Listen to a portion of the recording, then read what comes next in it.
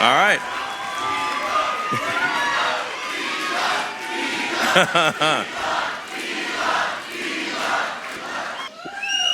Well, I'm guessing this is a pro-Elon crowd somehow.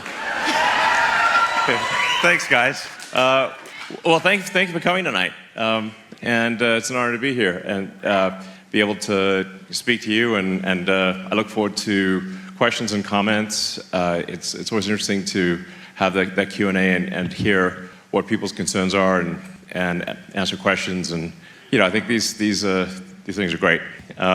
So one of the things that has been concerning me for for a while, but particularly it's ramped up this year, is that there's increasingly attacks on the Constitution, and specifically there are attacks on your right to freedom of speech. There are attacks on your right to bear arms, and without the right to bear arms, the Second Amendment is there to protect the First Amendment. So.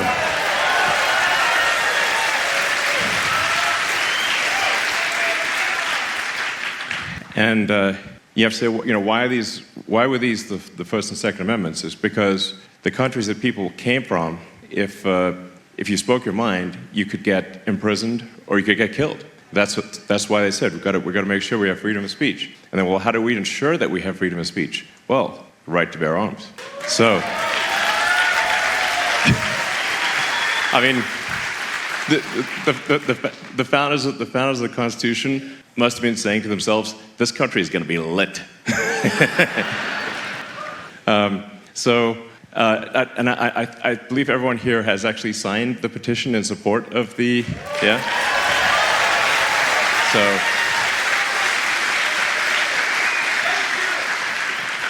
So one of the things we're doing is we want to try to get over 1 million, maybe 2 million of voters in the battleground states to sign the petition in support of the First and Second Amendment, because I think this sends a crucial message to our elected politicians who care about the outcome in battleground states. Say, okay, wow, people in these states really actually care about these things. It's a big deal. But we really want to try to get as many people as possible to sign this petition. So I have a surprise for you, which is that we're going to be awarding $1 million to randomly to people who have signed the petition every day from now until the election.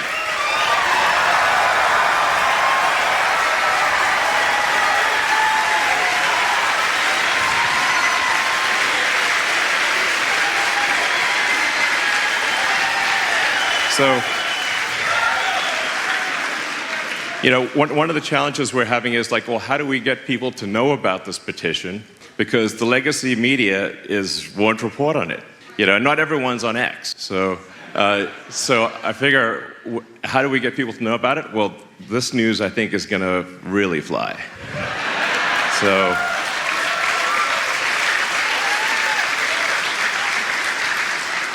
every day between now and the election, we'll be awarding $1 million, starting tonight.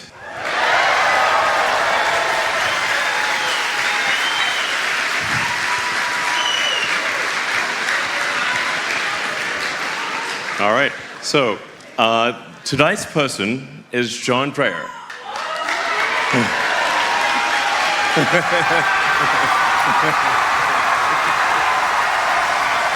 Yeah.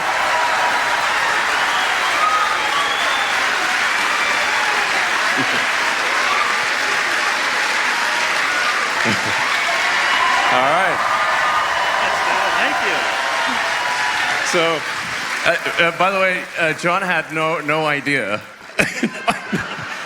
So, anyway, you're welcome.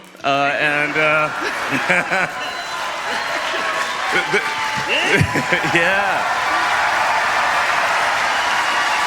So the only thing we ask for the $1 million is that you be a spokesperson for the petition, and that's it, really. That's it. Yeah, that's it. So wait, do you want to say anything? Yeah. Yeah, go ahead. Thanks, Elon. This is great. I'm really ecstatic. I want to congratulate you on your rocket catch last week. Big curveball. But yeah, I've been following you for 10 years. Got your biography 10 years ago, and been watching ever since. And big fan. So Thank you. All right. Well, cool. So. Yeah, so I think this is kind of fun, and it seems like a good use of money, basically. We really need to go all out to protect the Constitution. The Constitution is there for a reason. There was great wisdom in that document, and if anything, It is what will save us from tyranny, and yeah. So.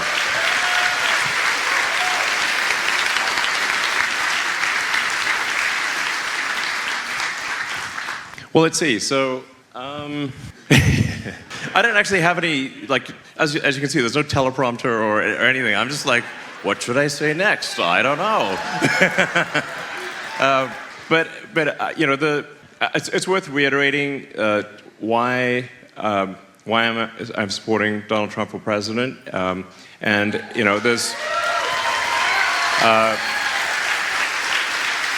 I think important things that need to happen. I mean, I think we essentially want the sensible, basic things. We want safe cities. We want secure borders. We want obviously support for the Constitution. We want, I think, less government sort of overreach, I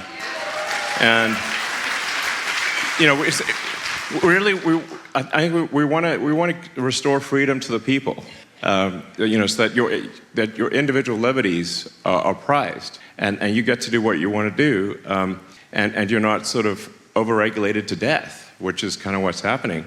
It's sort of shocking that I think there's something like 428 federal agencies. That's almost 2 agencies per year since the founding of the country, and more being created.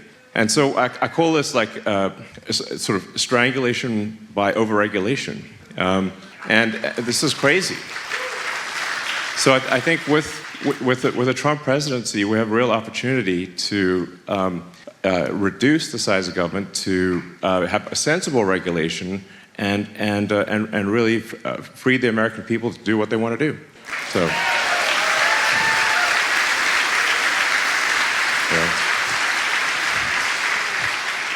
Yeah, I mean, I'm not sure. Like, these are sort of right-wing values. They seem like sensible values.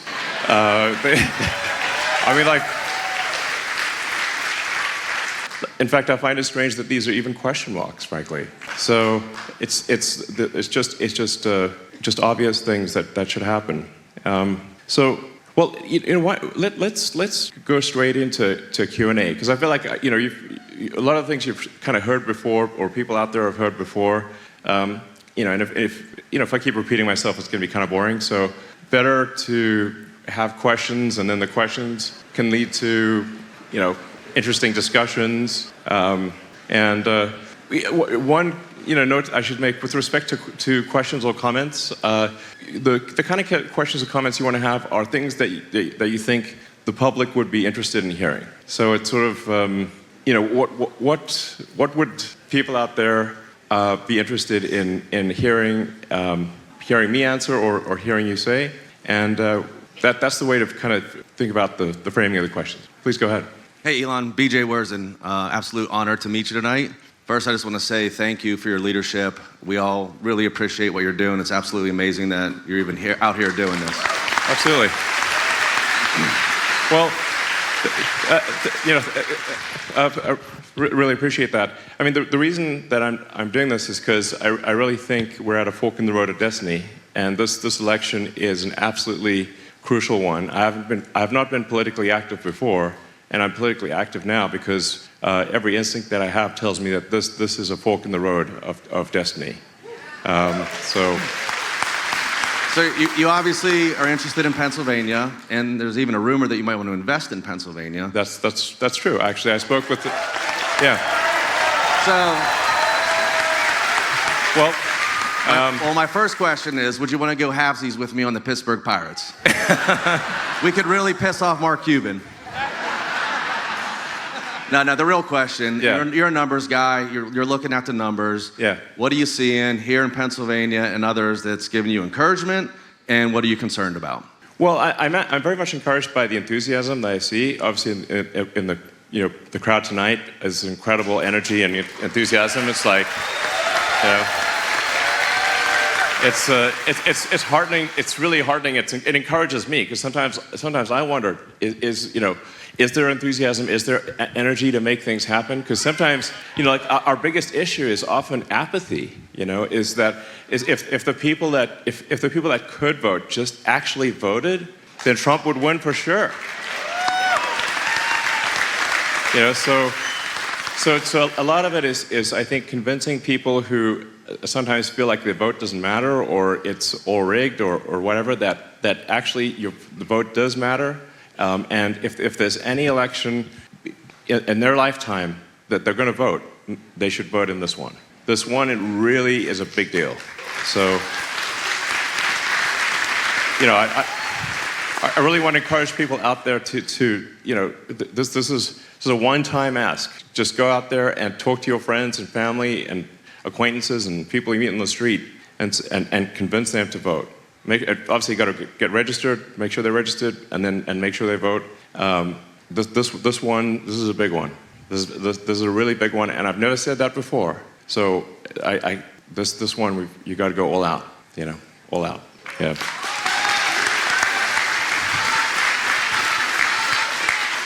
Elon, I'm Senator Greg Rothman. Welcome to Central Pennsylvania. We're so glad you're here. Thank you. So you've been in Pennsylvania at least the last week or so. Anything surprises you about this state, our Commonwealth? What have you noticed? What have you seen that's been a surprise to you?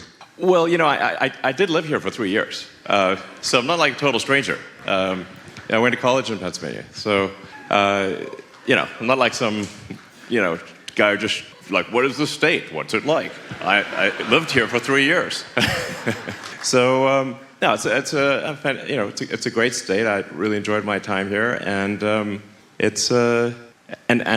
I think actually Pennsylvania it's the linchpin in this election, and how Pennsylvania goes, I think, is how the election goes, and yeah.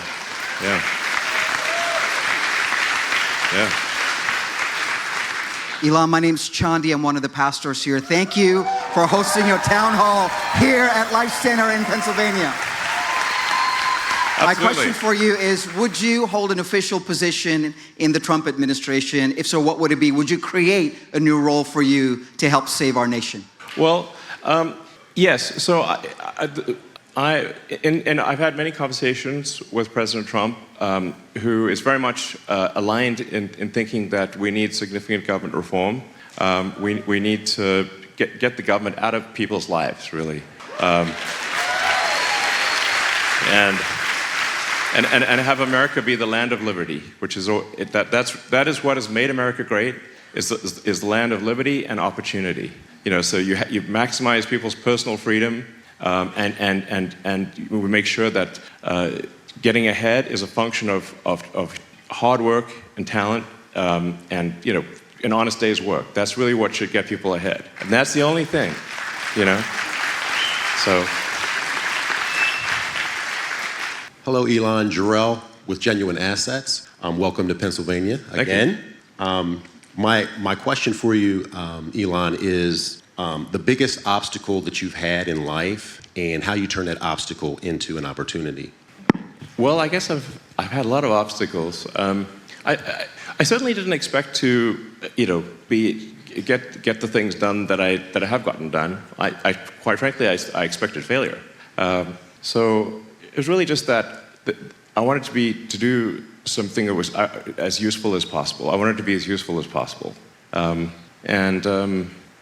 was it really. So I didn't even really actually originally intend to even start a company. I tried to get a job at Netscape after graduating from Penn. And Mark Andreessen's a friend of mine, but they didn't respond to my resume that I mailed in. So I was like, okay, well, I guess I'll try writing software I've been writing software since I was a kid, so I'll write some internet software and see if I can do some useful applications on the internet. And I ended up sort of writing the first maps and directions and yellow pages and white pages on the internet back in '95. And that it was just really because nobody would give me a job on the internet. So that was it. If they'd given me a job, I guess I would have just worked at Netscape or something. But my best advice really is just like, try to do an honest day's work and try to be as useful as possible to your fellow human beings. Try to give more than you take. And I just have a lot of respect for people who do an honest day's work, That's what really matters. So.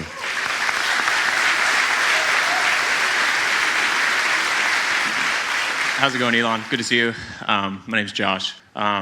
I'm worried about kids in a big way. I grew up in Wyoming County, up north, small town area, real conservative. Got a education at Penn State, economics, and it really turned me away from my father and our small business that we had. I was basically raised to take it over. And I did once I graduated, but it kind of imploded afterwards, about a year. And I moved to California, and I didn't know what really happened. We got in a big argument, and I had to go. It was freeze, so flight happened next. Explored homosexuality, considered transitioning to a female, and Wow, this is quite the journey. yeah, and I think that there's a big problem with education that is having people. I guess my question is, what are other things we can do besides the impact that we can have on the Department of Education to help confused children that are trying to know who they are and how they can fit into their community and be productive? Sure. Yeah.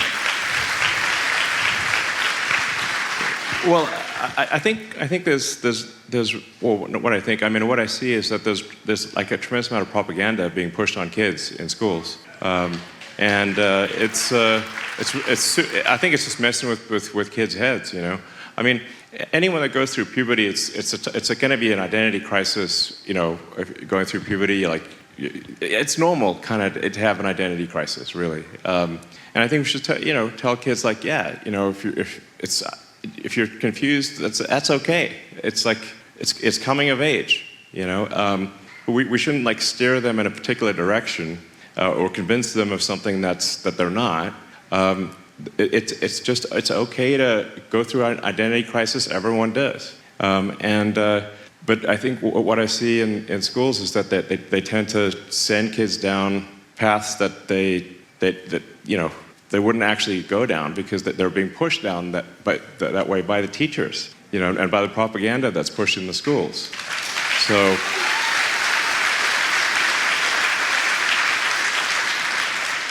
I think we need to tell kids it's okay to live with uncertainty, that it's normal to have uncertainty, and it'll settle down over time, and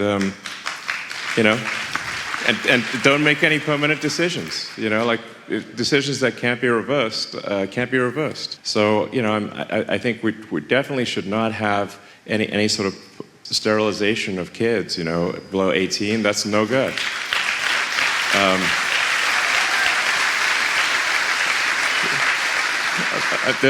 There's an age of consent for a reason. And we don't let kids get tattoos until they're 18, and we don't. Alcohol is technically illegal until 21, although that's often, observed in the breach. But we just want people to not make decisions when they're young that make them unhappy as an adult. That's really what it comes down to. And I think you want to say we want to optimize for people's long-term happiness. But that means like making sure, like I said, that there are no irreversible changes during a kid when a kid has an identity crisis, which every kid has, and that's totally cool. And so my opinion is we should just tell kids when they're going through puberty and an identity crisis, that's totally normal, and don't get too stressed about it. And things will settle out how they settle out, and that's the right thing to do.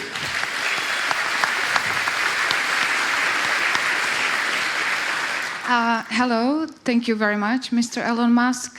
My name is Lenka White. I'm a legal immigrant from the Czech Republic. We are all very grateful for X. I think it's the only platform where we can find the truth, and not only here in the United States, but in places like Europe. My question is, what is your vision on the future of the media under Harris versus under Trump, how it would look like? And can the legacy media still earn the trust back? And what would happen to X, of course? Thank you so much. Sure. Well, no, it's a great question because I think what we'll see is a lot of censorship under sort of the Kamala regime. Kamala is really she's just a puppet, frankly. I mean, if the teleprompter breaks, doesn't know what to say. So I just call it the machine, the kind of big government machine, essentially. And you sort of have a face on the big government machine. And when the Biden puppet was not working out, they sort of got a new puppet. But it's still the same machine, obviously. And it's extremely undemocratic what was done.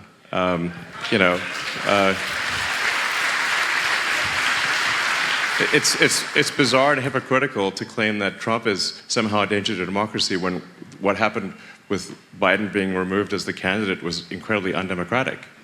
Yeah. So it doesn't make sense. But there's clearly a strong push for censorship under the guise of fighting disinformation. But really, disinformation is a propaganda word. It's not well, who's going to decide what's disinformation? The government? That's crazy, So that's yeah. So I think we'll see. This is like a very. This is why we have this petition in support of freedom of speech and right to bear arms. Is that it's under siege. It's being attacked. But really, we should have the free marketplace of ideas. People can propose an idea. They can, the people can discuss an idea, and they can make a statement. People can rebut that. You can have, the sort of the people can decide. I think it's far better for information to sort of bubble up from the voice of the people than to be decided by a handful of editors-in-chiefs of newspapers. That's, yeah.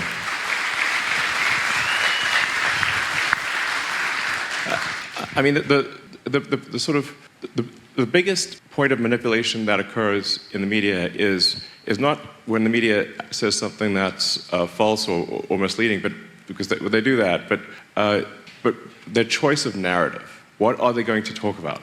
Is that's by choosing to focus on one thing and not focus on another thing, that they're sort of steering what information the public receives. Whereas I think the right thing is that the narratives that are important should be the narratives that the people as a whole think are important, not what a few media oligarchs think is important. So, yeah. But they sure like controlling information. So I think if the Kamala machine wins, then we'll see. I think severe censorship is what's going to happen, and that's why I think this is the last election. Yeah. Thanks to you, Kamala is not going to win. I'm Chet.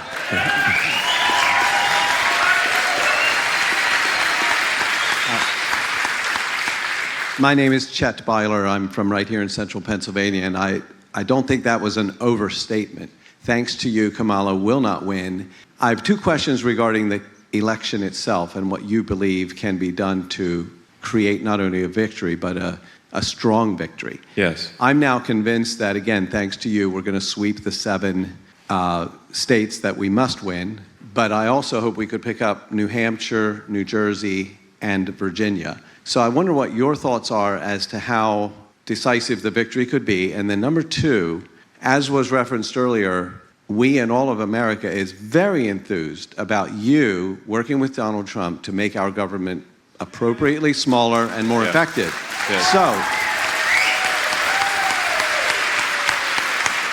because that message is so compelling, I wonder if your super PAC could be a little more clear about that point as it relates to you affecting that upgrade to this great country. Certainly, I'm happy to clarify that. I think I'm not, a lot of the things I say, I feel like I'm just stating the obvious, but sometimes the obvious isn't what happens, or is that if America is not strong, if the West is not strong, then nothing else matters. The companies that I run, they don't matter. Basically, if America is the central pole holding up the tent that is Western civilization, and if that pole fails, nothing else matters. So nothing else matters. So I've tried to encourage a lot of people in business and technology to say hey, you just got to think long term. You don't even need to be altruistic. You just got to think long term and say, if America fails, what good is your business? It doesn't matter. So America must be strong, and the central pole that holds up the tent of Western civilization must be firm as an oak. So.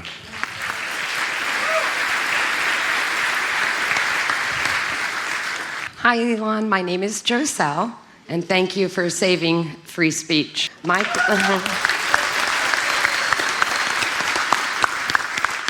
question is, what would you expect to see when you head the Government Efficiency Department? What are your strategies and priorities to curb government spending? Well, I've had some exposure to government spending because SpaceX does have a lot of government contracts. There's a lot of work for NASA and for DoD, Intel, and whatnot. And so I've actually seen just the level of waste that happens. And if you talk to people in the government, they actually agree. Yes, this is very wasteful and inefficient. And I'm like, well, why don't we do something about it? But really, in order to do something about it, it has to be a mandate from the top. And if the president is, if we have a great president like Donald Trump, who's willing to make major changes, and it's difficult because the system will fight you. The system is not going to be like, oh yeah, no, totally, we're totally happy being smaller. that will not be, the sort of antibody reaction of the system will be quite severe. I don't think it's going to be, they're not going to, like it, basically. But you have to have that mandate from the president. And we need a real president, not a puppet,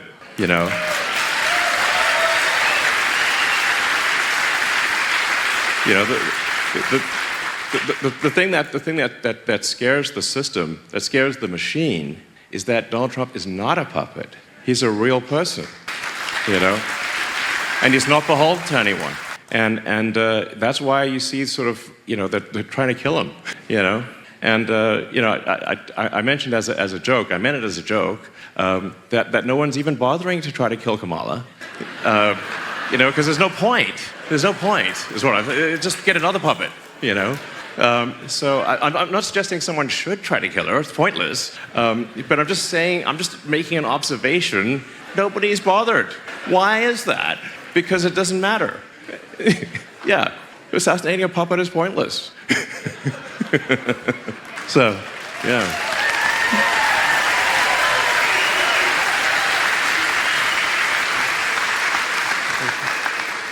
Hi, Elon. I'm Chadwick from Westchester, Pennsylvania. And I think more people are voting for Trump than ever before. It's historically been Democratic. I wear my Trump hat and walking around, people come up to me all the time, all races, all sexes, and they're like, cheers, let's go. Let's go. I was just like, let's go. Yeah. MAGA. Exactly. All right, so. MAGA, loud and proud. Let's go. Yeah. I encourage people to put Trump Vance signs on their lawn and wear MAGA merch. Because a lot of it is like people, a lot of people they actually would like to support Donald Trump, but they aren't sure if anyone around them does too. And a lot of people, so you got to sort of, if you sort of kind of plant the flag, then people are like, yeah, I see other people are doing it, then maybe I will too. So, 100%. yeah, thank you for doing what you're doing. 100%. Thank you for what you're doing. Thank you for standing up for Trump and putting your voice out there, because it's really important. See in your face, the richest person in the world, that's you. So thank you for that. Yeah.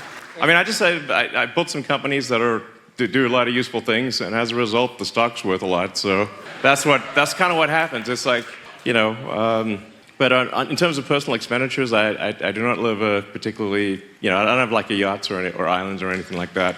I just work, So.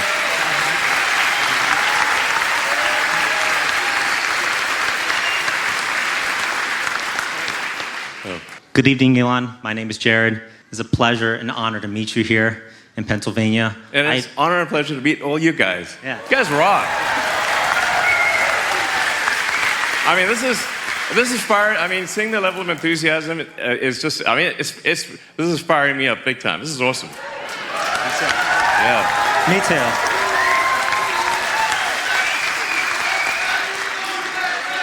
too. USA. USA, absolutely. I have a two-part question. Part A, okay. I admire your authenticity as well as Donald Trump and truly wanting to make America great again, giving up whatever you need to just do the right thing, even if it's unpopular. Yeah. With all the government spending that you keep talking about on X, do you believe that in combination with the Department of Government Efficiency, with Donald Trump's policies, do you think we can reduce the U.S. national debt that's currently at under $36 trillion? And part B, yeah. Is that after you do it? We have to. Yeah. Like if we don't do something about the debt, it's going to be like this is like for some reason just the legacy of mainstream media just ignores the fact that America is going bankrupt like crazy. It's like at a rate that is unprecedented. And the reality is that all government spending is taxation. So people think, well, there's government spending and taxation are somehow separate, but they're not.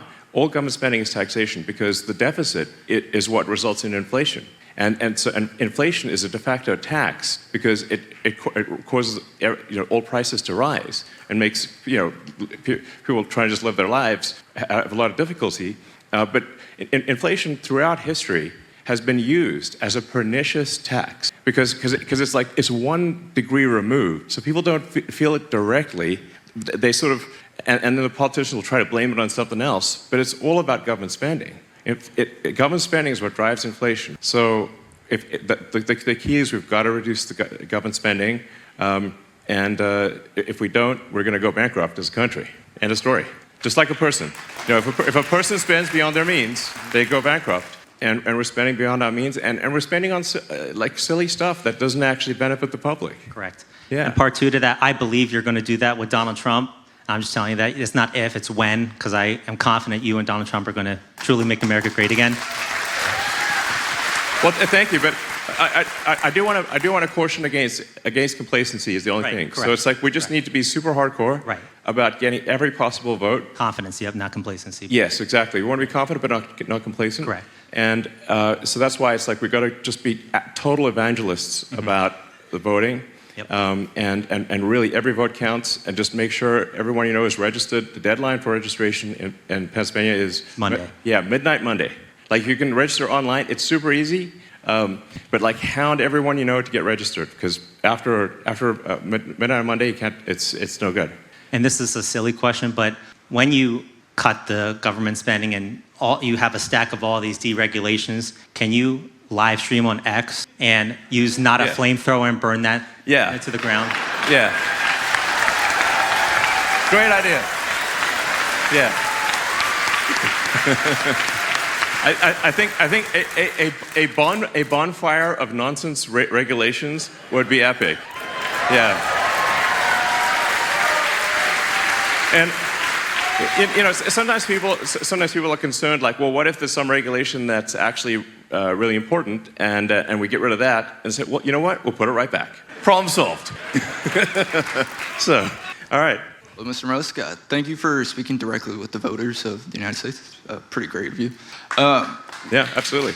Removing yourself from the equation, what does it say about the Biden-Harris administration and the would-be Harris administration that that they haven't worked with such great American companies such as SpaceX, Tesla, and then even speak out against X? Yeah, I mean, it's pretty weird. Yeah, because it was kind of a surprise, because it's like, Biden, for example, had that electric vehicle summit at the White House 6 months after getting inaugurated, and specifically excluded Tesla, even though Tesla makes more electric cars than ever. Yeah, it was not cool. And then credited GM with driving the electric vehicle revolution, and that was a second event, and then in that quarter, GM shipped 26 electric cars, and Tesla shipped 300,000. So I'm like,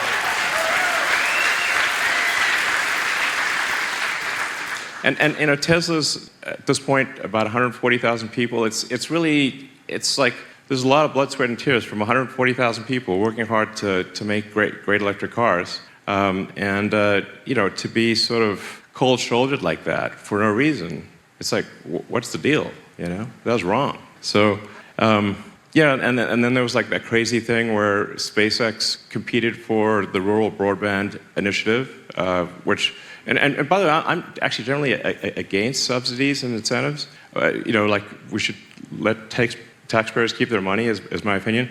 But they had this $42 billion thing, and we competed, and we won, and we would have actually been able to supply a lot of Starlink terminals to the states that were affected by the hurricanes, and they revoked the award. It's messed up. Why? And then to date, that $42 billion program, total number of citizens that have received broadband from that $42 billion allocation is 0. Now that's, if you want to see the $42 billion for 0, I would call that waste. Yeah, that's waste. That is not a good use of money. There was also a big government initiative, I think $7 billion, something like that, for a nationwide network of electric superchargers. And I think they had made 10. And I'm like, this is the most egregious waste of money. And there's so many situations like that. So, it just goes like bureaucrats and consultants, and nothing gets done, and it's wasting your money, which is crazy. So, what I'm saying is there's the opportunity to reduce government waste is actually, I think, easy, because there's so much of it. It's not like they just don't care about your money, which is messed up. And so I think the Department of Government Efficiency is going to face a target-rich environment for reducing costs.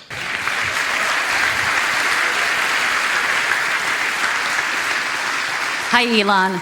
I've been waiting years for you to join the MAGA movement, so we're so glad you did. Yeah. I guess my question is, you keep repeating that most of these things we believe in are common sense, and I really feel like they are. Yeah. Do you have any woke friends, and how do you deal with them? Well, I have been red-pilling my friends like crazy lately. I've fewer and fewer woke friends. At least they're still friends, but they're not woke. I think where the sort of the sort of good interpretation of the woke movement is that we want to have empathy for our fellow human beings, and of course we want to have empathy for our fellow humans. I strongly believe we should care about humanity, and we should care about the future. But we need to have empathy that is deep, not shallow. Shallow empathy is caring about criminals, but deep empathy is caring about the victims of the criminals. And so why do we have repeat violent offenders released on the streets, often with no bail? It's crazy, and they prey upon people, innocent people. And then our streets are not safe. And how can America be the greatest country in the world and we don't even have safe streets? This is so crazy. I was talking to my mom, and she was saying, like, just this year, like three of her friends have been assaulted in New York. And I said, well, was anyone arrested? No. They didn't even try. We can't have this. People deserve to have safe cities and secure borders and the basic stuff like that.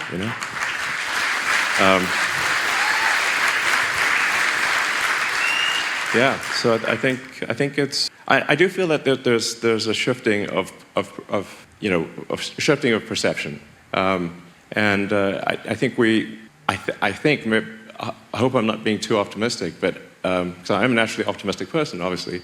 But I do feel as though that there's a shift in the national mindset, and a shift to more to just common sense and not believing everything the media tells you. And I think actually in the U.S. people are starting to realize that the legacy media is just a propaganda machine, and in Europe they still believe the news. So we got to work on Europe. They still think the news is real, but here thanks to X and just people being, I think, maybe a bit more aware and having an actual free speech constitutional amendment has helped Americans understand what is actually real. I do find it remarkable, like just how sort of coordinated the legacy media is in their talking points. It's absurd. Kudos to those who put together the compilations of where all of the talking heads will say the same thing, word for word. Yeah, and they'll say the exact same thing, but I think the propaganda is not even good, frankly. It's not even entertaining. A week before the Biden-Trump debate, every media organization was saying that Biden shot his attack. The exact same words: shot his attack, over and over again. Then it became obvious to the public that he was indeed not a shot his attack. But then immediately the legacy media pivoted to knifing Biden and anointing a successor. So we see this over and over again, and So anyway, but that's why we need to have the voice of the people, and that's why I felt it was necessary to acquire Twitter and.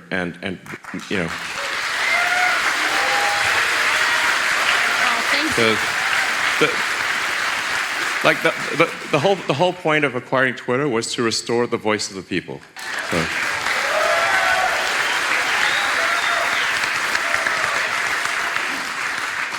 And it's important to note that while the far left activists that used to control Twitter obviously did extreme censorship of voices on the right, there has been no censorship of voices on the left. They suspended a sitting president. Twitter suspended a sitting president, which is insane. But there's been no suspension or censorship or shadow banning or anything of anyone on the left. So it's a level playing field.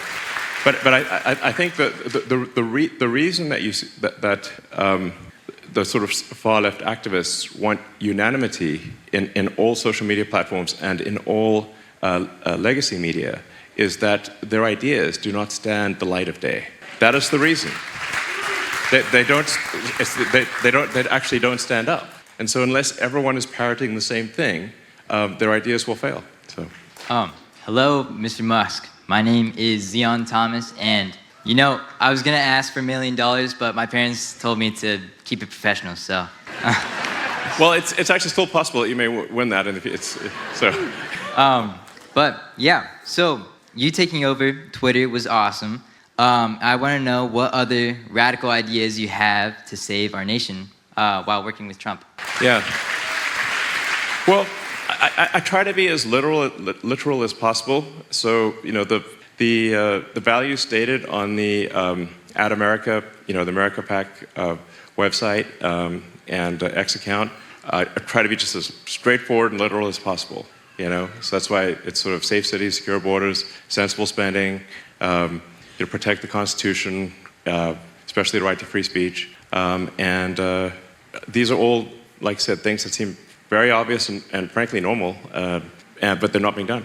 And they're in severe danger if the Kamala machine wins. So. Hi, I'm Nikki, and I've been working with voter registration, and a lot of people are concerned about the escalation in the U.S. military in Israel because there's over 100 troops there on land now. What do you think of this idea? A boring company offering to build an island off the coast of Israel and call it Palestine. They can finally have their nation state like Cyprus. It's been done in China, Dubai, and the Philippines, and we can finally end these endless wars. Could there be enough rubble in Gaza to do it? Thank you. Well, Gaza is a thorny problem indeed. The Middle East has been an area of contention, well, for thousands of years. I would say that I do not know the solution to that difficult situation there. I'm not sure there is. I'm not sure there is a good solution. There may be, but I think we need to make sure that America is solid. I'm like, let's just make sure America is strong. And I do think we interfere too much in what other countries do. And a lot of our attempts at regime change, in fact, the success of the State Department in achieving regime change is terrible. So there's all this effort spent, all this money spent trying to affect regime change in various countries, but failed in Cuba, failed in Iran, failed in North Korea, failed in Russia. Where were the successes? But a lot of people died. And a lot of money was spent, but what good has come of it? So I think we should interfere with other countries a lot less.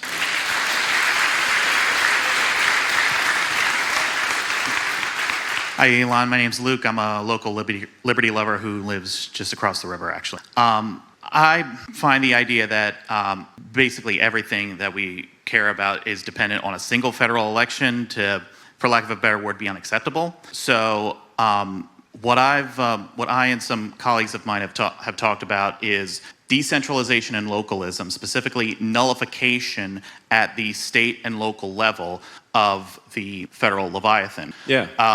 At the state level, the 10th Amendment Center has done great work. The basis of nullification is the 10th Amendment, the idea that no powers, anyway.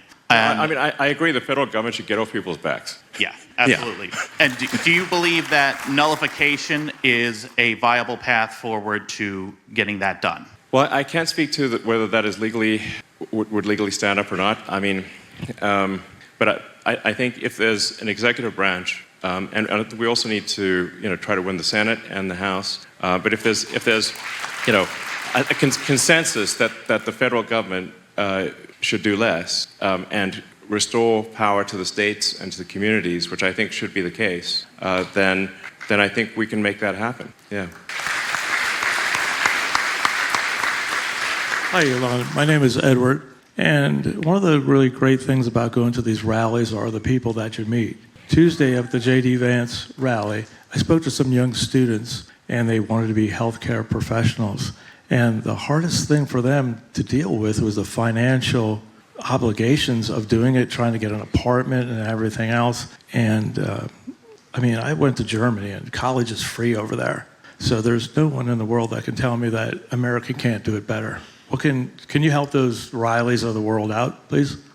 Well, I think that there are a lot of issues with college education. It's gotten very expensive because the administrative portion of colleges and universities has grown dramatically compared to the educational portion. So if you say, how much is actually spent on teaching people?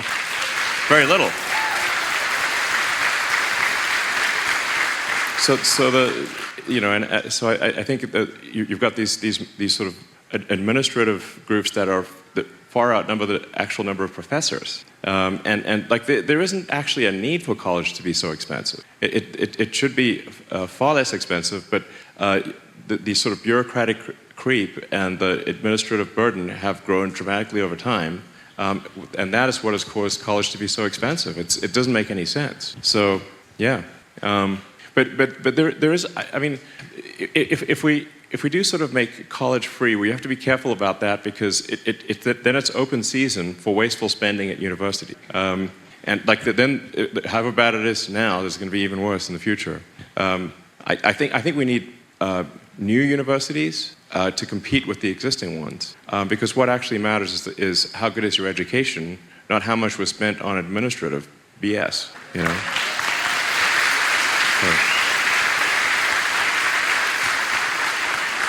I also think that like the value of a college education is somewhat overweighted, you know, and I think it's too many people actually spend 4 years, accumulate a ton of debt, and then often don't have useful skills that they can apply afterwards. And I think I have a lot of respect for people who work with their hands, and we need electricians and plumbers and carpenters and. You know, that's a lot more important than having incremental political science majors, I think. You know, so I think we should not have this idea that to be successful you need to have a 4-year college. That is simply not true. Hello, Elon. My name is Beam. It's a pleasure to meet you. My question is, as we near the election, I know you're covering a lot of ground, going to battleground states. How important do you think ad buys will be this election? Because in 2020, Mike Bloomberg, we know, spent a vast amount of money trying to get Biden into the White House. So are you looking into that? And yeah, that's my question. Well, actually, I'm not sure. I mean, the amount of money spent on advertising in the battleground states is truly staggering. And in fact, the Democrats are outspending Republicans dramatically. Depending on how you count it, I think it's like 2 or 3 times more money is being spent by Democrats than Republicans. And in addition, they have the legacy media on this side, and they have a whole bunch of Hollywood celebrities on this side. So it's remarkable that this election is in contention at all, given that they have really, you know, all that on their side. But I guess you got to reach people with a message somehow. So I think probably, you know, we do need to do more advertising, just so that people hear the message. But in my opinion, the thing that's actually most important is getting friends, family, acquaintances, anyone you run into, to register to vote and then to actually vote. So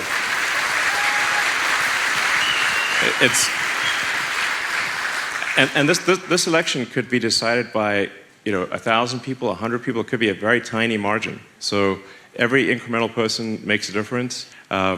And I've seen some pretty wild numbers where and I think even right now, there's a lot of people that have requested, a lot of Republicans that have requested absentee ballots, but they have not mailed them in. I'm like, guys, mail it in. Come on, just mail in your ballot. You can do it. you have it in your house. Mail it in. Now would be a good time.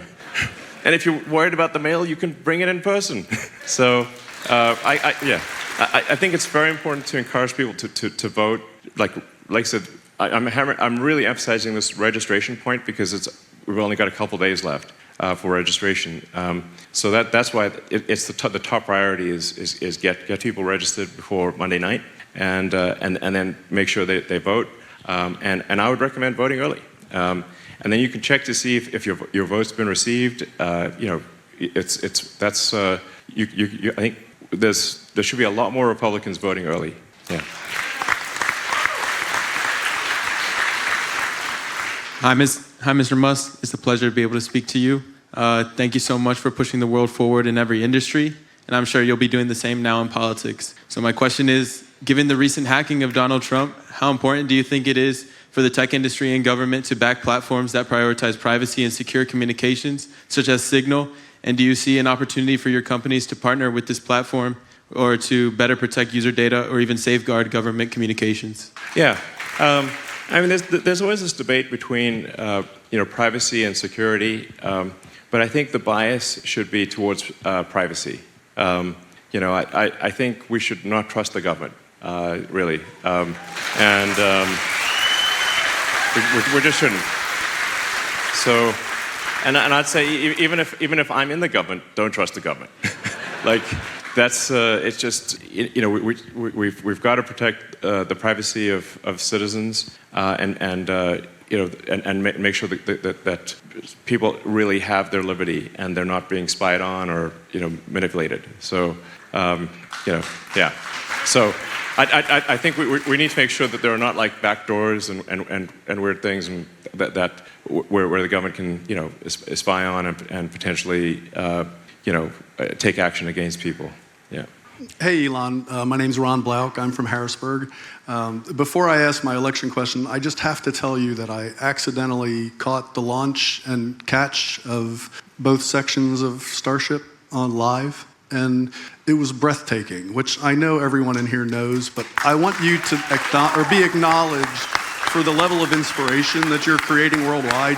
I was cheering in my office, like watching this thing go down, and so thank you for that. No, you're most welcome. I mean, I think it certainly inspired me, and that's a testament to the incredible work by the SpaceX team. Very talented, super hardworking team,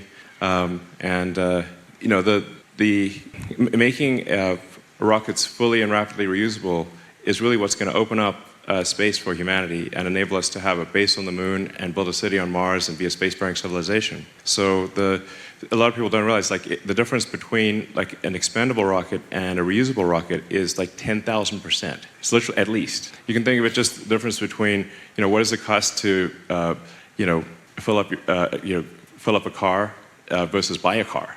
It's the same difference for rockets. If a new rocket is needed every flight, that's super expensive and difficult.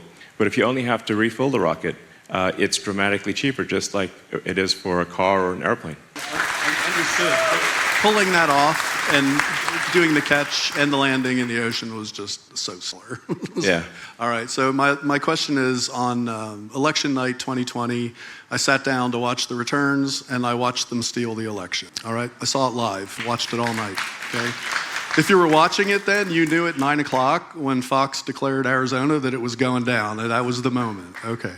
But even worse than that was over the next months watching the courts and the shenanigans in the courts and the lack of good representation that Trump had and just nothing happening because there was obviously a problem. Nothing seemed to be happening in the courts at all. And between that day and now, it doesn't look like anything has changed. And so we're about to I think the votes matter, but the count is what matters. And if the courts are corrupted, we're not going to get anywhere. And so are you participating in that? It seems as though you're aware of that. How can you help solve that issue so that we don't have that problem again? Yeah. Well, I mean, if the margin of victory is high enough, then I think it can exceed any sort of cheating that may take place. So we got to aim for just a massive margin. That's the key. It's really aim for a margin that it is impossible to have any shenanigans. But on the X platform, I certainly would invite people to, if there's any voting issues, if people think there's a fraud, then post the images, post the videos, post the evidence, and let's shine a bright light on. And the brighter the light, the harder it will be to cheat.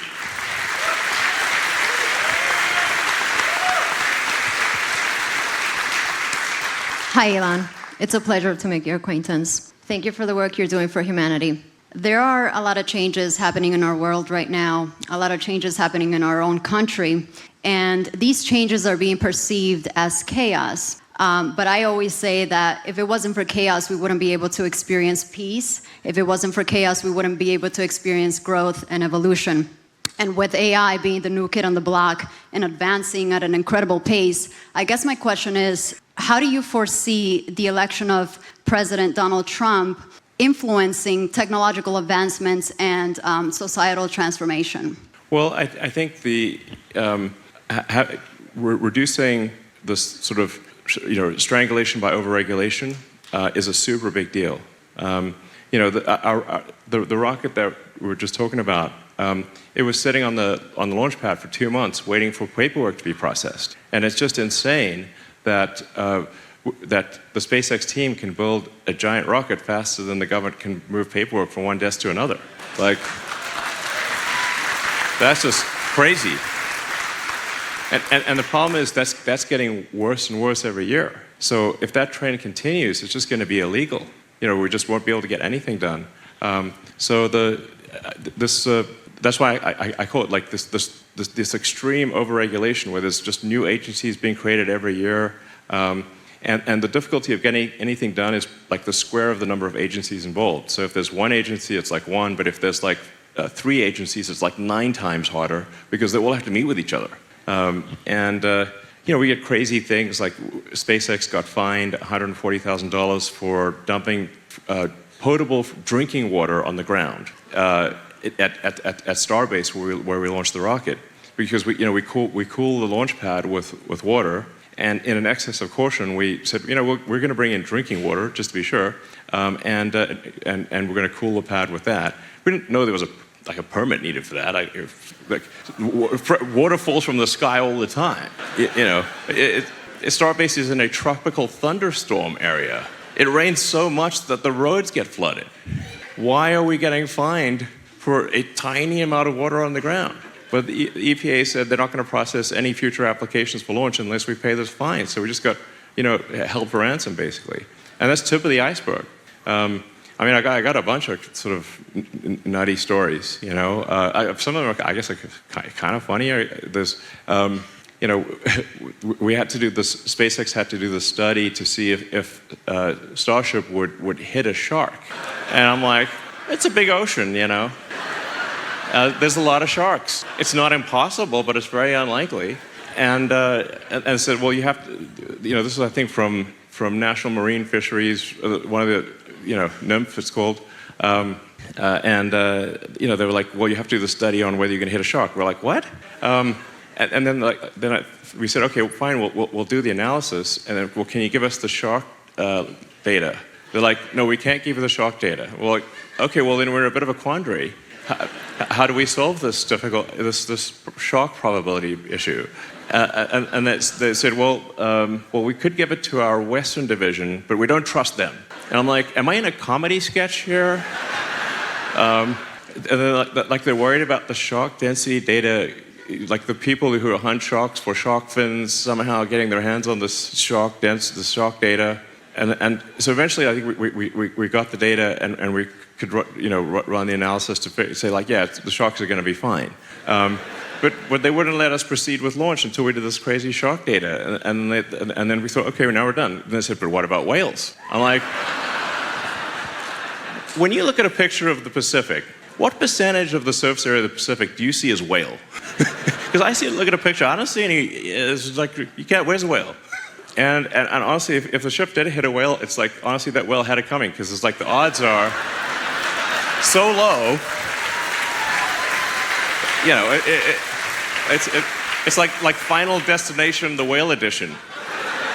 It's like fate had it in for that whale, And so we had to do the whale analysis. And it's like, okay, yeah, the whales will be fine too, It goes on. And then there's like, well, what if the rocket goes underwater, then explodes, and then the whales have hearing damage? Like, this is real. This is actually, and we're like, look, if we could make a rocket go underwater and be a submarine, that would be like a feat of physics we could not accomplish, okay? This is not how it works. So anyway, just one like crazy thing after another, where, so this is why I'm really feeling the pain of the overregulation. And there's like multiple federal agencies that have overlapping, they're all doing the same thing, basically. So anyway, we got to stop this madness, because we just won't be able to get anything done.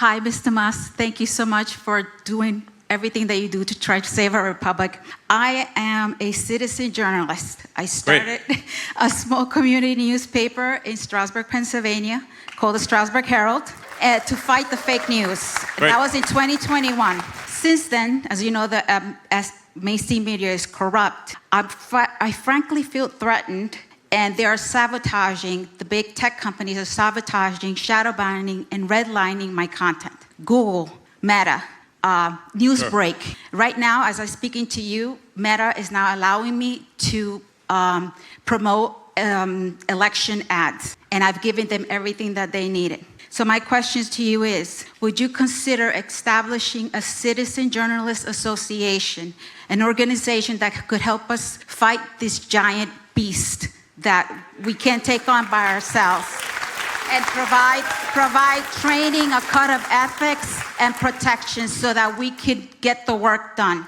Yeah, I agree with you. There should not be, it should not be okay for Google or Meta or anyone else to preferentially show left-leaning media, because then how do people even know what's going on? So, you know, and it's sort of, yeah, I mean, apart from X, I mean, they're pretty much all sort of controlled by left-wing activists, and right, and then but that's obviously, you know, unfair. It's so. I think they should be compelled to show content from all sides. They shouldn't be allowed to put their thumb on the scale and with political bias. Because if they are doing that, then they're entering the political game, and then they're subject to political punishment.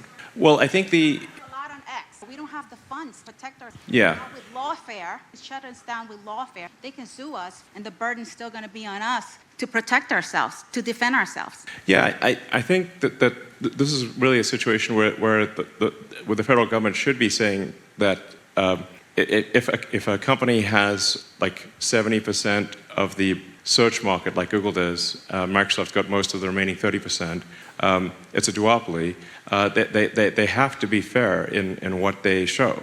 They can't be biased, because otherwise they're, I think, falling afoul of antitrust, you know, so that's, but I think if it's not done at the federal level, I think you know, that's the only level where you can actually exert influence on giant companies. And it's really just to say, like, hey, you've got to be fair and show, you know, and not put a political thumb on the scale. It's not right. So, and there's, I'd say there's another big factor, which is that there's a lot of the advertisers also exert political pressure, which is, I think, not okay. So then there's, you know, all these moves with these like fake NGOs with nice sounding names like Center for Countering Digital Hate. Of course, who wants digital hate? But actually they're just a left-wing censorship organization. And so they push these boycotts of any publication that doesn't support left-wing views. And so they just try to starve out any publications that have even sort of centrist views. So. Hi, Elon. I'm David Fox. I'm a husband, a father, a grandfather, a small farmer, a carpenter, a heavy metal musician. Excellent. A Teamster truck driver with over 1 million miles of safe driving. Oh, you're a talented man. So if you happen to know a guy who might need a Secretary of Transportation, you know, let me know. Okay. But anyway, I was supporting Trump since 2015. And we all know that the Democrats are going to throw everything they got against you and against Trump. Yeah. I mean, that's just a given. 100%. But my question really is, what the worst part is the neocon, milquetoast, naked Ken doll Republicans. Yeah. You know, which I stole that line from Jesse Kelly, if anybody knows. True. The sort of the Uni-party people. Right. I mean, it just seems like they're the worst, that they would be the worst. The fake Republicans. Yeah. They would be the worst threat to the agenda of anyone, because you already know what the Democrats are going to do. Yep. So I don't think that those people know how much regular people like us despise those people. Yeah. I mean, we've got to vote them out. Yes. You know, that's really what it is. And my question is, has there been any talk at all about what to do after we win with those people? You know, because we already, like I said, we already know what the Democrats are going to do, but what about, you know, the Lindsey Grahams of the world, or the John Cornyn's, or the Mitch McConnell's, or, you know, because you know what they're going to say. They're going, well, there's nothing we can do. You know, that's how they're going to act. Well, I think what we've got with, we've really got a rare opportunity here with Donald Trump, who's a real person, who's not beholden to those interests. Because, this is a rare, kind of once-in-a-lifetime opportunity. Because, you know, very often, like, you think you're there's a difference between the Democrat candidate and the Republican candidate, but they're kind of like the Uni-party. They're just one. They actually share. They're going to do the same thing. So then, if they're going to do the same thing, well, then voters don't. It's a fake choice. But with Donald Trump, I think we've got an opportunity for someone who is his own man and who is not beholden to these interests, and we can affect some serious change. Well, hey, Elon, I know you have a burning question for me. If I'm Indian or Jamaican, I'm born in India. All right. And well, I was born in Africa. It's kind of weird, but oh, there you go. It's true. So faith, family, and freedom are my guiding principles. What are your guiding principles? And as a divorced mom, I have a 14-year-old son and a 12-year-old daughter. So could you give them the best advice you could give them as an African American? Sure. Well, I mean, my advice is generally to try to, it sounds maybe like a platitude, but it's really just, it's like try to be as useful as possible. Try to give more than you take. And I think if you're doing an honest day's work, you should be very proud of that, and that's a great thing. So, yeah. I struggle with mom jokes, so do you have a best dad joke for them? No, what I have is, I mean, dad jokes. I mean, I guess for some reason I can't remember any dad jokes right now. I have one. Yeah, exactly. Okay. What do you call a hen looking at lettuce? I don't know. Chicken Caesar salad. Okay. I mean, a friend did tell me a joke that was pretty good, which is it's like my roommate thinks I'm a paranoid, delusional schizophrenic. Joke's on him. I don't have a roommate.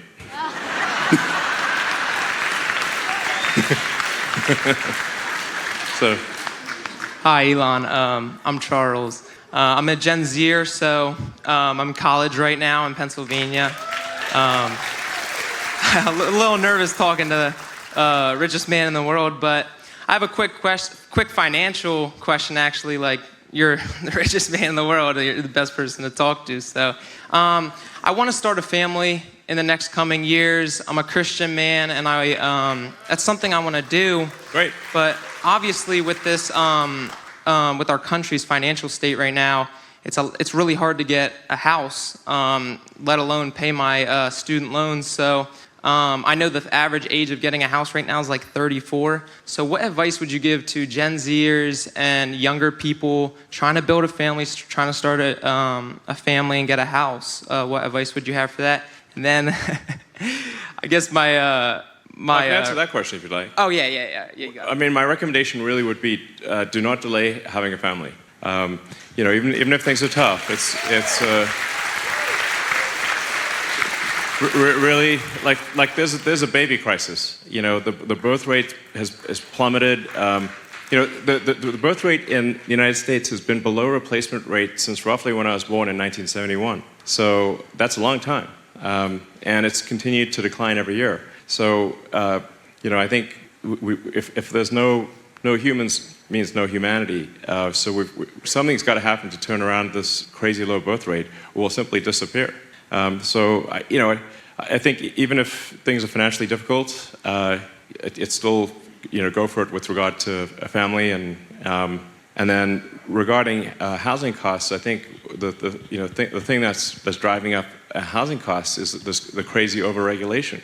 It's like so hard to build new houses, and to meet all these regulations, the regulations stifle new housing creation. So I think if we can alleviate the crazy number of regulations for houses, still want to keep them safe, then the cost of a new house should fall dramatically. So, and what was the second one? Yeah, just one quick serious question. Can I get a Cybertruck? No, I'm just kidding. All right. Hi, Elon. My name is Katie. I am an electrical engineer, and I have heard you in the past speak about promoting STEM degrees as well as trade degrees, individuals who work with their hands into politics. Because frankly, I'm really sick of seeing dumb people ruining our country. And so do you have any plans with America PAC to do that? Well, yeah, I mean, I do think we need more of our talented people in America going into engineering and into technical trades and building things, essentially. We have too many of our smartest people go into law and finance, which is both a criticism and a compliment. But I think we've got too many people in America in law and finance. Not that we shouldn't have some, but we've got too many. And there should be more that are doing engineering and manufacturing and building things. That's I think, a better use of our best talent. I mean, I certainly have done everything I can to promote engineering and building things as a career. I think it's a good career. If you've built a product that someone loves, that you've done a really good thing. And so I think, more people should do that. So. First off, thank you for this amazing opportunity. A forum like this can only exist when and where there is free speech. And thank you so much for bringing that to the forefront in this election, because it's absolutely what is on the line. So I know this is being live streamed, so if you are at home and you have not registered to vote, please do so. Please get out and vote. Vote early. And please sign the petition at the AmericanPact.org. So thank you. But it sort of leads into my question here. Your positions on fundamental freedoms and government oversight and efficiency are well documented.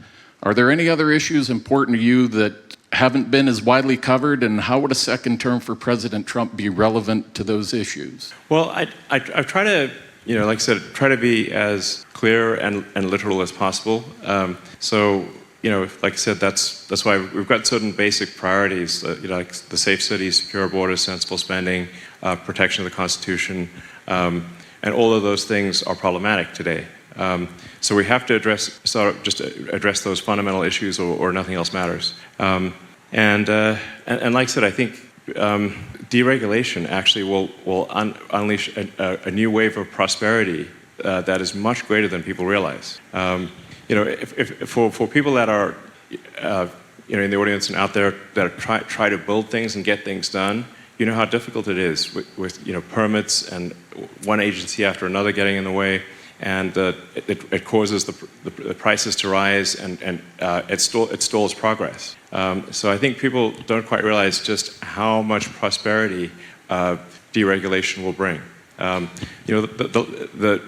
President Trump in his last term, thankfully, did some amount of that. But the last really big push for deregulation was Reagan in the early '80s, and that actually that unleashed a wave of prosperity. It was great.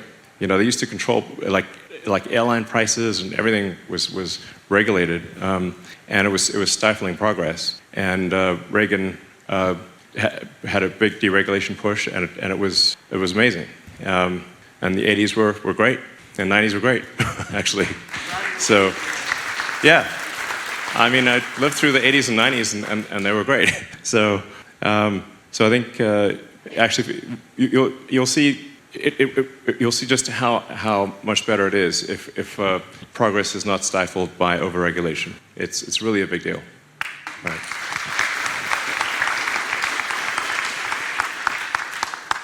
Hey, Elon. My name is Dean. I'm an engineering student here in Pennsylvania. My family moved out here from my home state of New Jersey because me and my brother were facing some injustices regarding the COVID vaccine mandates a couple of years ago. Yeah, those were crazy. Yeah. I mean, it's really nutty. I mean, like, I'm not anti-vaccine, but I'm anti-forcing people to take a vaccine, that's for sure. Well, also, the COVID vaccine did not work. Yeah, and and suppressing information about it and side effects, that was terrible. It was like, the Biden-Harris administration tried to mandate that any company that has any federal contracts, which is most companies, would be forced to vaccinate everyone at the company, or that person would have to be fired. Now, thankfully, that was shot down by the Supreme Court. But, that's insane. That is a massive infringement on your liberty. Yeah, so speaking to you right now, I mean, I recognize the magnitude of it, that I'm grateful for the opportunity to have your ear for a moment. And I wish I could, talk about more than I'm going to be able to talk about right now with you, but I would like to touch on the topic of education reform.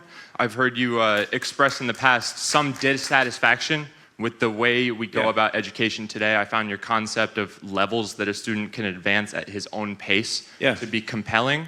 If we include students, teachers, and administrators as occupations, education is the industry that employs the most people in the country. Our brightest minds are usually traversing the education system for their entire youth and early adulthood. Do you think it would be within the scope of the Department of Government Efficiency to try and investigate how we can minimize the misuse of Americans' money and, more importantly, their time by providing ways to streamline the process, avenues to certify oneself with aptitude tests, and somehow counteract the unproductive arms race of credentials and degrees? Yeah, absolutely. Yes. No, I think it's pretty nutty. Like, I mean, ironically, if you look at how Americans have performed in academic tests since the establishment of the Federal Department of Education, it's been downhill. So, like, why are we spending all this money for worse results? And then there's a lot of the money in education is actually for pushing propaganda, instead of teaching kids the facts about the world, like, things that are actually useful. So we definitely need to stop the propaganda, the pushing of the propaganda in schools, and teach kids skills that are actually useful. I'm a big believer in that. So. Hi, Elon. Thanks for taking the time to do this. This is fantastic. My question involves regulation. Tesla full self-driving has the potential to save tens of thousands of lives per year.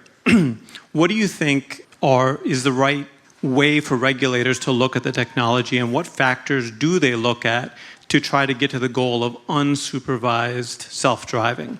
And I've seen its growth over time. I've been a beta tester since the safety score, and 12.5, 0.4.1 drove me here with zero intervention. Cool. Yeah. Well, I think that would be a good thing for there to be a federal mandate for self-driving, and really the threshold should just be that: do you have a statistically significant proof that when the car is in self-driving mode, that the probability of injury is much lower than if it's manually driven. Like well above the margin of error. Like, let's say it's like, 50% or 100% better with 1 billion miles of driving. So if you've got a large data set and clear data to back it up, then I think you should obviously allow self-driving as soon as it is obviously safer than manual driving. It's pretty straightforward, I think. Hi, Elon. My name is Molly Hughes. I'm an engineer from Lancaster. And I just want to say thank you for all you've done for free speech. And I realize that's saying almost nothing at all in proportion to what it's meant to all of us. My question is, given that Marxist ideology is responsible for the death of 100 million people in the 20th century, why do you think it's making a resurgence, and what can we do to help combat it in our daily lives? I mean, I agree with you. It's kind of blowing my mind that, I thought that was a dead philosophy, but it's alive and well in a lot of our educational institutions. I think part of it is that you've got a lot of colleges with these giant endowments that insulate them from reality. So you can sort of have this fake communist utopia at a university because they don't have any feedback loop to reality because they got these giant endowments and a ton of government funding too. So that allows them to be disconnected from the realities of the free market. They take advantage of the free market, but they live in a sort of pseudo-communist world in a lot of these colleges. So they just don't get it.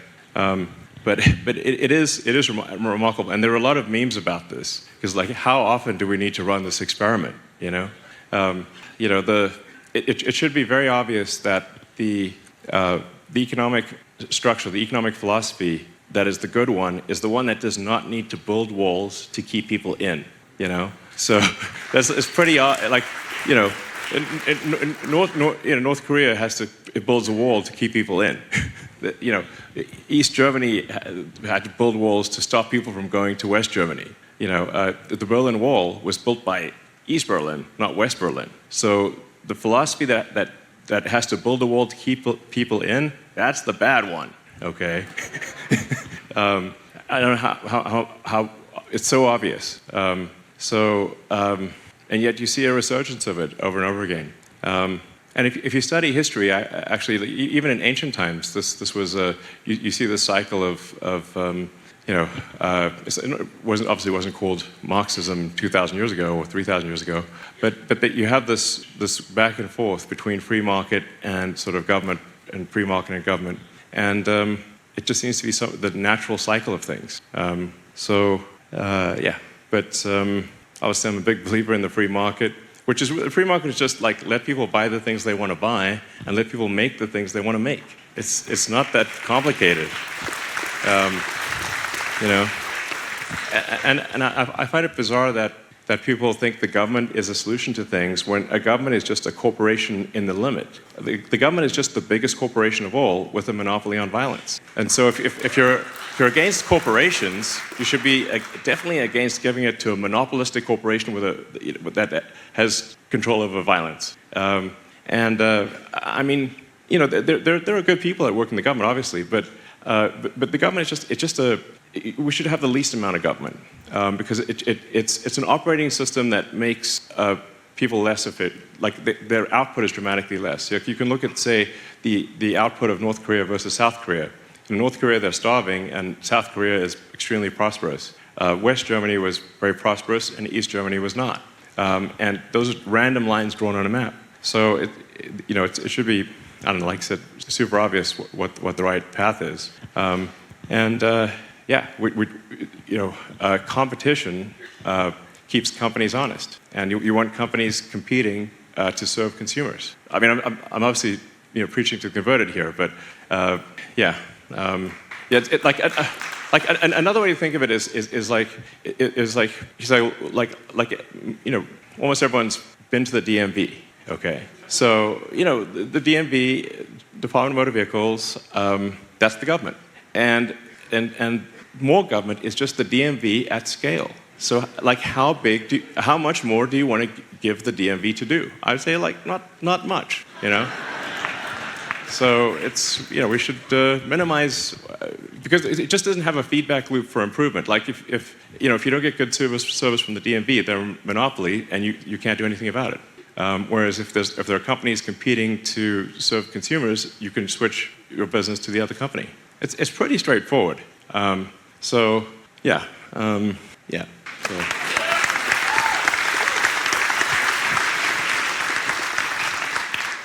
Hi, Elon. My name is Rebecca Gilbert. Thank you so much for being here.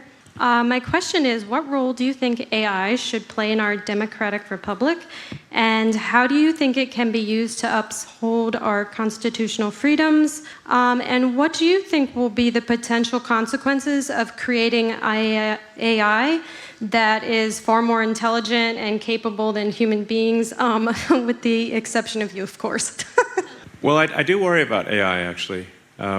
Because we are creating an intelligence that ultimately will be far more intelligent than any human, and ultimately more intelligent than the sum of all humans. So in creating AI, we need to be very careful, and it's like having a sort of a genius child. You want to have that child grow up with good values. I think the most important thing in training AI is that it's rigorously truthful. Even if this is very, very important, essential. And my concern about a lot of the AIs that are being developed are that they're trained to lie, and in some cases with potentially disastrous consequences. I mean, when Google Gemini came out, people asked, which is worse, misgendering Caitlyn Jenner or global thermonuclear war? And it said misgendering Caitlyn Jenner. I'm like, that's a problem, guys. Because if this AI becomes super powerful, it could decide that the best way to avoid misgendering is to kill all humans, which makes the probability of misgendering zero. So it's very important to have AI be maximally truthful and curious and love humanity. Very important. So. Hey, Elon. I'm the guy with the Dale Earnhardt Cybertruck. If anybody wants to drive it after this, let me know. I was recently banned on Facebook for a meme that I shared 5 years ago. Wow. Completely Seriously? gone. Yeah, it's like ridiculous. recently? You can't even talk to people with Facebook. It's insane. Like, my question is, this is pretty serious. I mean, this is one. the kind of crazy thing that it's like, what? You know? 5 years ago. I'm not even kidding. I complain about it at work all the time. Well, can you imagine how much worse this will be under the sort of Kamala puppet regime? You know, it's going to be crazy. insane. So thank you for definitely buying going to lock Twitter. me up, that's for sure. I really appreciate you buying Twitter, and I can share memes on there now. So. Yeah. My question is, buying Facebook is impossible. Zuckerberg has an equity structure that ensures that, like, his 16th descendant will still control it. Lizard man. This is pretty serious. Have you ever seen Mark Cuban and Rachel Maddow in the same area at the same time, or No, could they possibly be the same person? I think they might be the same person.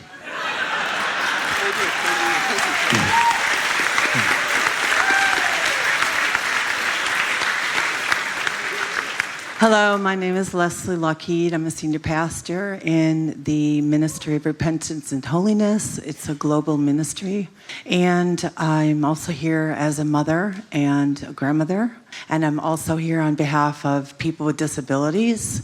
I'm very interested in all of your different inventions. I find them very fascinating, and I'm so grateful that you have that type of compassion. And I really want to thank your mother, because I know she's been a part of that from a very young age. My mom and my sister are great. So yeah, it's they're great people, and yeah, I mean, I love humanity. I think you know, obviously we're not perfect, and we you know, people do things that are bad at times, but on balance, I love humans and I love humanity. So it's very evident. Yeah. I thank you for your compassion. And now there are a lot of different issues that are so important to me personally, and I'm sure all of you share them. I've seen just horrendous things in the news from every type of issue, the homelessness, the things that have happened, you know, the hurricane, the people in you know, the Carolinas and all the 6 states, and the sufferings that is going to continue. I'm very concerned about our fellow Americans there, and those who are yet, you know, that are going to suffer from other natural disasters that are still in the making. Sure. And those who still haven't recovered from the ones before. So that's very important. I'm very concerned about the children and the grandchildren and the exposures that are really impressing, you know, putting impressions upon them to lead them off in the very, very extremely dangerous ways, as some of what you've touched on tonight. There's just so many that I can't even mention them all here. But I would like to also extend an invitation to you. And I extend this invitation to invite you to, because we've been commissioned all across the United States of America by the leadership in the ministry. Sure. And even President Trump, former President Trump, has sent off a letter of invitation to this man of God. And I would like to invite you on behalf of America and on behalf of the ministry to come with us this December for the Menengai 7 and to be able to meet him face to face. He is known to be not the richest man on earth, but he is the most influential man on earth. And when he speaks, everybody listens. He always trends #1 on every social media platform. So we would like to invite you. All right. Well, thank you. I appreciate the invitation. I wish I could, I guess, teleport myself around and be able to do more things. It is. I have like 17 jobs. But thank you for the invitation. All right. Hey, Elon, Neil. Pleasure to meet you and talk with you.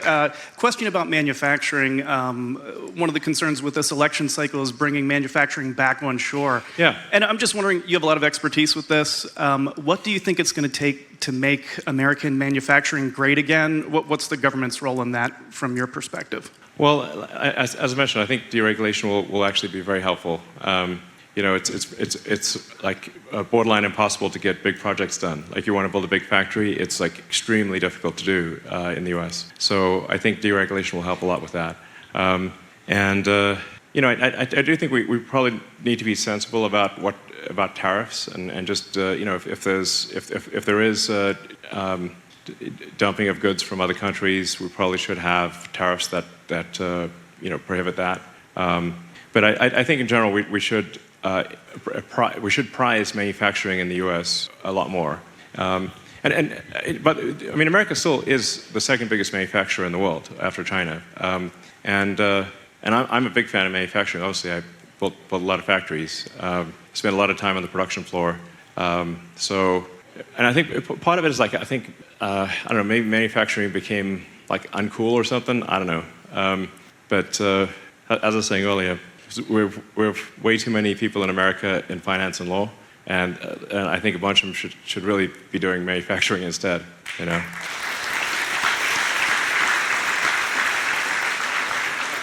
Hi, Elon. Nice to meet you. My name is Mattson Snell. I'm 22 years old from York, Pennsylvania. Great.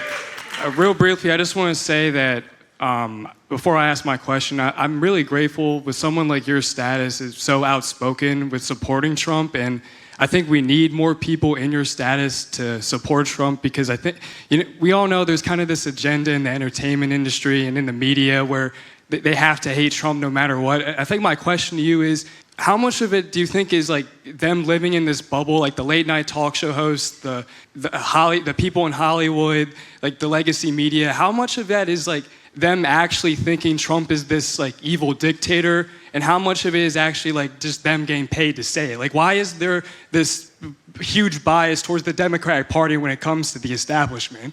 No, that's a great question, and I actually don't know the full answer to that, but except to say that what your observation is accurate. I mean, I think it's also clear that, with a few exceptions, that they're really just talking heads. They say whatever the teleprompter tells them to say. So that's just there's, I guess, maybe we have too much concentration in media in the country. Media is controlled by a handful of people, and kind of their political views filter down to whatever their companies that they own or control what they believe. But I don't know. I can see the results, but I don't quite understand why this is happening. So I wish I did. And obviously, with acquiring Twitter, that was a step to try to correct things and have the voice of the people actually, give the people a voice. But if you look at, say, contributions by journalists over time to the Republican or Democrat Party, if you go back, say, 20, 30 years, it was much more balanced, where there would be, I don't know, a third of journalists would donate to the Republican Party, 2/3 would be Dem, and now it's 5% of journalists donate to Republicans, 95 are, donate to Democrats, which obviously leads to a tremendous amount of bias. I think also a lot of activists have gone into journalism not to report the news, but to create the news. I say, well, where does that come from? I think probably that comes from what they're taught in schools. I'm trying to trace route, packets on a network. What's the origin of this? And I think if people are taught, BS propaganda in schools, then they want to, and they're told that this is the thing they should go out in the world and push. Then I think it starts with the education system. I think, and certainly that is a thing to be addressed. So. Hi, Elon. My name is Janine. I'm from Central Pennsylvania. And tonight you've mentioned many times how important it is that we get out there, we register, we vote, we convince our friends, families, acquaintances to get out there and vote. In my orbit, I have too many people that just refuse to vote for Trump because his personality isn't appealing to them, but they say it much more colorfully, of course. Yes. So my ask to you is, how can I very simply connect the dots between what's at risk here with this next election for a rural central Pennsylvania person who doesn't really see what's happening in the big cities? So for me, the money shot is, how this is going to impact them every single day. Right.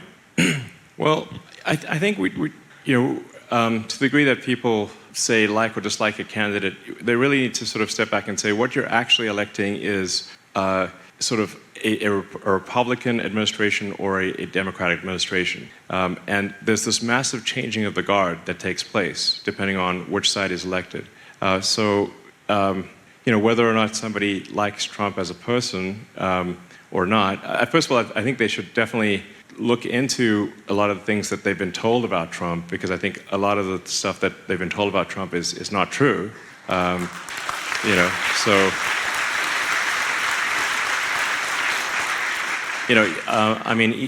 in the presidential debate, Kamala had the nerve to push the Fine People hoax, claiming that Trump was pro-Nazi, which is insane. And in fact, in the speech she's quoting, he actually condemned Nazis in the strongest possible terms, and yet she still pretended in that presidential debate that he endorsed Nazis. That's a huge lie. And so if somebody's under the impression that Trump is like somehow pro-Nazi, even though his son-in-law is Jewish, and he has Jewish grandkids, which would be pretty bizarre, then you can say, like, actually, that's a hoax. And now, I'm not. By the same token, I'm not trying to claim that Trump is a flawless individual. I like him personally, but we have to look beyond that and say what are the important policies that will ensure that the country is on the right track. I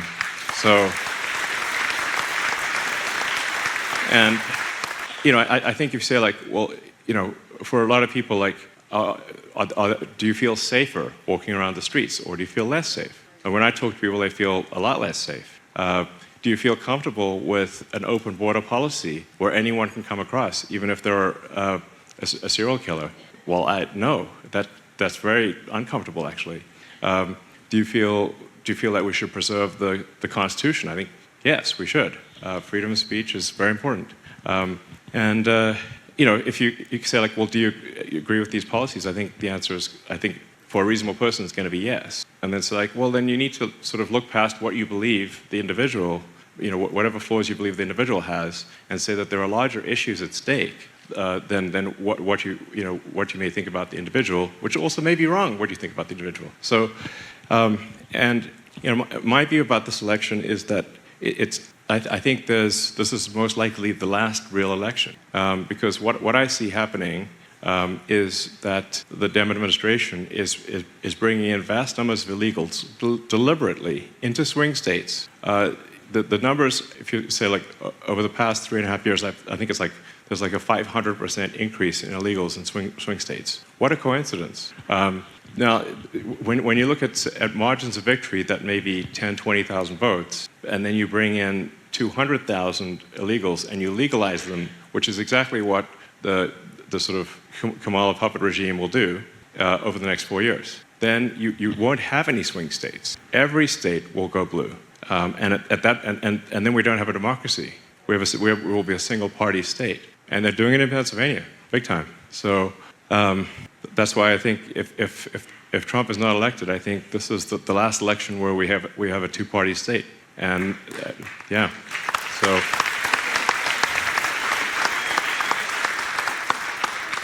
And one doesn't need to actually say, oh, well, this is a conspiracy. Just think about simple incentives.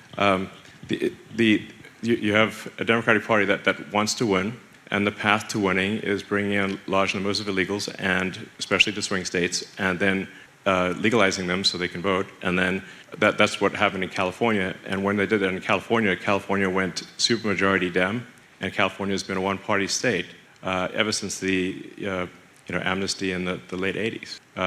Essentially one-party state. At this point, it's supermajority Dem. The only competition that occurs is at the Democratic primary. So that's not a real democracy at that point. So this is the last chance. This election's the last chance. Yeah. Hello, Mr. Elon Musk. My name is Brant Hoffman. I'm an Air Force veteran, a father of 2 wonderful boys. As they come up into an age where they're going to start going to school, do you think it's concerning how public school students are graduating and don't have any understanding about how the government works or what the Constitution is at all? I just sat through a college course and they had no idea what the Constitution was. Yeah, it's crazy. I think we need to teach kids, useful skills, and we need to teach them critical thinking and history, and why the Constitution is important. Why,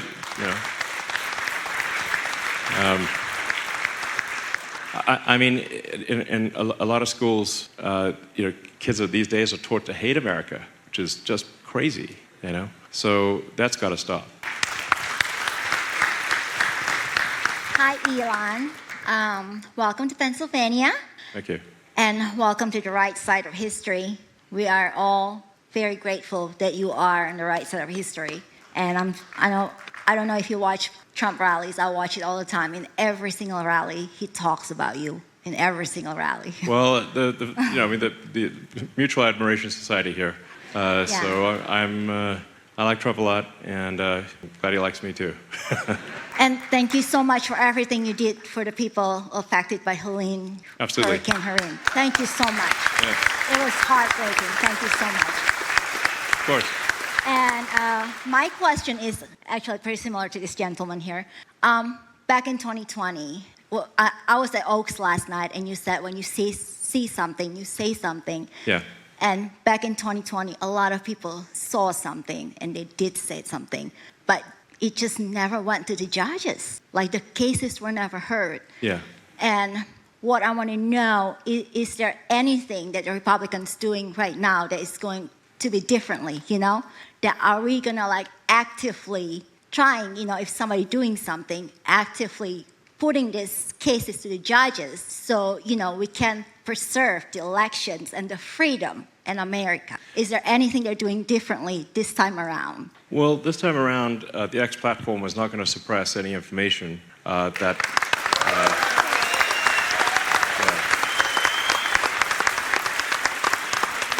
So, and if there's any evidence of election fraud, post it on the platform and be as loud as possible. And if you got put as much evidence as possible out there, and let's shine a big light.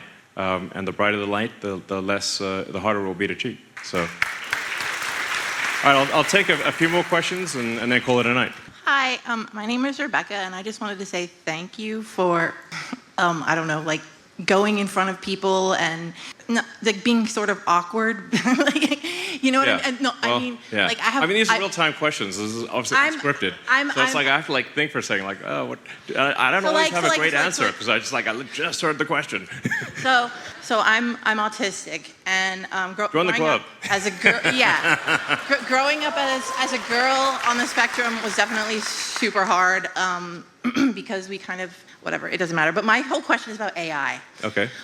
Essentially, I feel like there's 2 ways you could develop AI where it could become sentient. And if you sort of develop AI to become sentient and it's a programmed thing, you're basically creating a slave. So therefore, my question to you is, would you be able or willing to promise to only develop AI into a sentient being through a simulation of human existence so that it can actually experience what it might feel like to be a real human?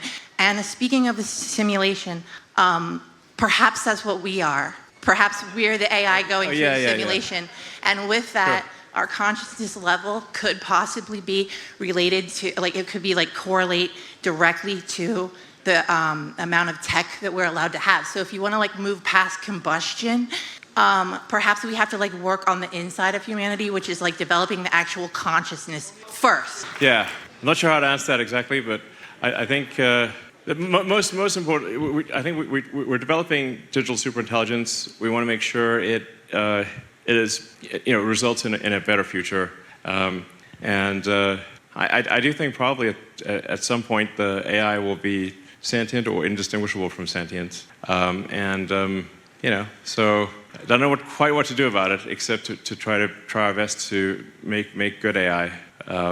And like I said, rigorous pursuit of the truth is most fundamental for AI safety. So I'll take one more question. I just want to thank you for the format today. This is a big breath of fresh air, I'm sure, for a lot of people to be able to ask questions and kind of control what's being said. My question is, so our tax dollars are being used for billions of tax dollars to aid in conflicts that many of us don't support, while our governments have helicopters rotor washing civilian aid camps in North Carolina thanks to the X platform, we get to see that. FEMA is reportedly threatening charges on neighbors that are helping to rebuild their own communities as well. We have the Department of Defense issuing Directive 5240, which in at least some capacity allows the federal government to direct the military to operate in a law enforcement capacity against its citizens, which is unconstitutional, I think many would say. How do you believe that you and the Trump administration can help us with the lack of accountability and improve trust in the federal government? Well, I think, first of all, I think we should have a lot less federal government, because a lot of times the government just gets in the way. And you get these sort of Kafkaesque, like bizarre situations where, FEMA will operate under some rule where, like, they assume responsibility for an area, and then in their rule set, they then, because they have responsibility for an area, they prevent others from helping, even though they are, in some cases, not helping. So you get this, I think the way to, like, let's just have a lot less government. I think the citizens are capable of helping each other, and the government certainly should not stand in the way of people helping each other. That's really crazy. And I think just being on the ground, and just like, you just need to be on the ground. If there's an emergency, you want the head of Homeland Security to be on the ground where the disaster is, not shopping for expensive clothing in New York. So I'll take one last question and then call it a night. But yeah. Thank you, Elon. Mark Clark from Camp Hill. Thank you for being our Braveheart for free speech. Well, I hope I don't have the same ending as Braveheart. No. So, freedom. But for the first time in my life, a long span of voting every election day, I voted early this week. Great. Thank you. Please encourage everyone to vote early and, get registered. Yeah. My question is, aside from what you said about self-driving cars, what's your stance on government mandates for electric vehicles? Yeah, I actually generally think that there should not be government mandates.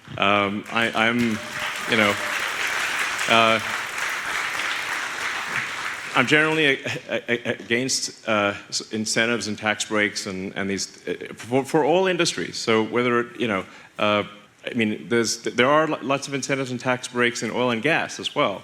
I think we should just not have them. We should just get the government out of things and let the market figure it out. So I'm generally against government mandates. So yeah. All right. With that. I'd like to thank you all for coming. It's been an honor to speak with you. And, So,